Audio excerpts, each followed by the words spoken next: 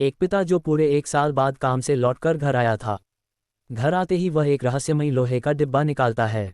वह अपने बेटे से कहता है कि वह अपना हाथ उसके अंदर डाले। बेटा पिता की मंशा नहीं समझ पाता, लेकिन फिर भी बिना सवाल किए अपना हाथ डिब्बे में डाल देता है। अगले ही पल एक मैकेनिकल कड़ा उसके हाथ को कसकर जकड़ लेता है। तभी पिता गंभीर चेहरे के साथ बताता है कि यह कड़ा हमेशा के लिए उसके हाथ में रहेगा और भविष्य के किसी दिन ये बहुत बड़ा काम आएगा। ये कहकर पिता मुड़ता है और चला जाता है और फिर कभी वापस नहीं आता। पलक झपकते ही समय पहुंच जाता है साल 2067 में। जिस बच्चे को पिता ने वह कड़ा पहनाया था वह अब बड़ा होकर क्यांगे बन चुका है और उसकी शादी भी हो चुकी है। लेकिन इस समय धरती की हालत बेहद खराब हो चुकी थी। भीषण औद्योगिक प्रदूषण के कारण धरती पर एक भयानक हीट वेव आए, जिससे सभी पेड़ पौधे और जानवर नष्ट हो गए। यहाँ तक कि समुद्र भी पूरी तरह खत्म हो गए। इस महाविनाश के कारण दुनिया की आबादी घटकर 1 करोड़ से भी कम रह गई। जो लोग बचे उन्हें जिंदा रहने के लिए कृत्रिम ऑक्सीजन पर निर्भर रहना पड़ा। लेकिन यह ऑक्सीजन इंसानी शरीर के लिए बेहद खतरनाक थी। लंबे समय तक लेने पर यह सीधे फेफड़ों को खराब कर देती थी। क्यांगे की पत्नी भी इसकी चपेट में आ जाती है। उसका इलाज कराने के लिए क्यांगे दिन रात काम करने लगता है, लेकिन फिर भी महंगे इलाज का खर्च नहीं उठा पाता। इसी दौरान दुनिया की सबसे बड़ी ऑक्सीजन कंपनी अचानक उसे मिलने बुलाती है। कंपनी का मालिक उससे निजी मुलाकात करना चाहता था। दुनिया की नंबर 1 कंपनी का बुलावा पाकर क्यांगे तुरंत पहुंच जाता है। मालिक उसे बताता है कि हर दिन हजारों लोग फेफड़ों की बीमारी से मर रहे हैं और अगर यही चलता रहा तो इंसानी सभ्यता खत्म हो जाएगी। लेकिन शायद क्यांगे इसे बदल सकता है। इतना कहकर मालिक उसे एक गुप्त प्रयोगशाला में ले जाता है। वहां पता चलता है कि उन्होंने एक टाइम मशीन बना ली है, लेकिन प्रयोग से पहले ही उन्हें 400 साल बाद से एक संदेश मिला है, जिसमें खास तौर पर क्यांगे का नाम लिया गया है। हालांकि संदेश में यह नहीं बताया गया कि उसे वहां जाकर करना क्या है।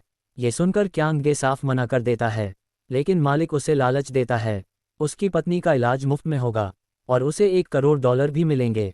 पत्नी को मरते देख क्यांगे आखिरकार जोखिम उठाने को तैयार हो जाता है, क्योंकि अगर वह मर भी गया तो कम से कम उसकी पत्नी जिंदा रहेगी। वैज्ञानिक उसे एक स्पेस सूट पहनाते हैं और एक बेहद एडवांस स्मार्टफोन देते हैं, जो हजारों किलोमीटर तक स्कैन कर सकता है और 400 साल पीछे संदेश भेज सकता है। सब तैयार होने के बाद क्यांगे टाइम मशीन में बैठ जाता है, लेकिन सफ़र उसकी सोच से कहीं ज़्यादा खतरनाक होता है। टाइम डिस्टर्बेंस के कारण वह बेहोश होकर 400 साल आगे पहुंच जाता है।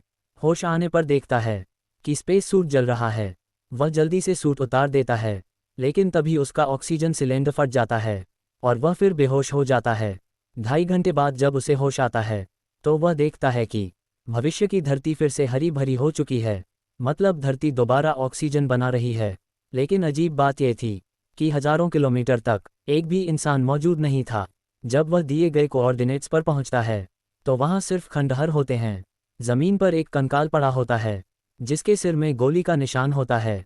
लेकिन सबसे डरावनी बात यह थी कि उस कंकाल के पास वही पहचान पत्र था जिस पर क्यांगे का नाम लिखा था, और उसके हाथ में वही मैकेनिकल कड़ा था। बस एक का रंग लाल था और दूसरे का हरा। उसका फ़ोन भी बिल्कुल उसी जैसा था। फ़ोन की आखिरी रिकॉर्डिंग चलती है। शायद यही बेहतर है, अब कोई दर्द में नहीं है। तब क्यांगे समझ जाता है वह कंकाल उसी का है। आगे चलकर उसका दोस्त दाशान भविष्य से उसे जहर से मरने से बचाता है।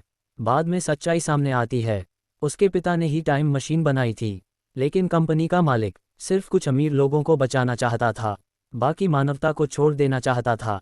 इसी मतभेद में उसने क्यांगे के पिता को गोली मार दी।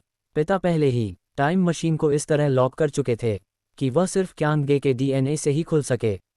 इसीलिए दाशान को उस पर नज़र रखने भेजा गया था।